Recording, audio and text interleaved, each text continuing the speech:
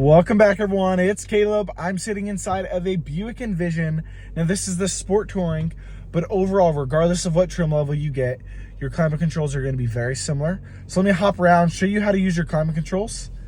So starting with the steering wheel, I've made an additional video on going over the entire thing. But you have your heated steering wheel right here.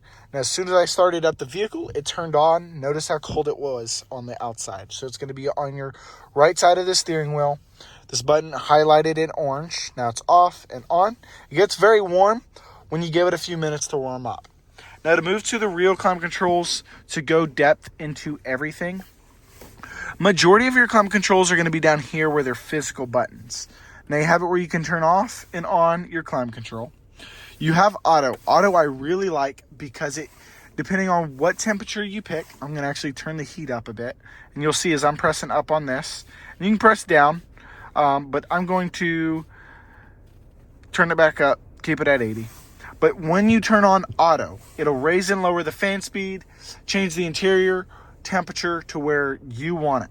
So it's going to constantly adjust that fan speed to keep it where you want it. And you'll see A right there on the screen. Now you can choose your own fan speed going up and down, and you're not able to physically see it on the screen where we're at. Now, once again, this is for the passenger, this is for the driver, and it works the same way for the second row. So the vent on the left is the driver, the vent on the right is the passenger. You have your max defrost for the front, max defrost for the rear. Now, moving up here on the actual infotainment screen, you can click AC to turn that on or off. I keep auto on all the time, makes it easy. Your heated seats for both sides. Now your Avenir is going to have ventilated as well. And then click this to change your directions. So you got down, up and down. And you can do all three if you want to, towards the windshield, up and down. And then going in here, you can change the fan speed as well. You can turn that back down. And then you have circulation, so you can have it circulating.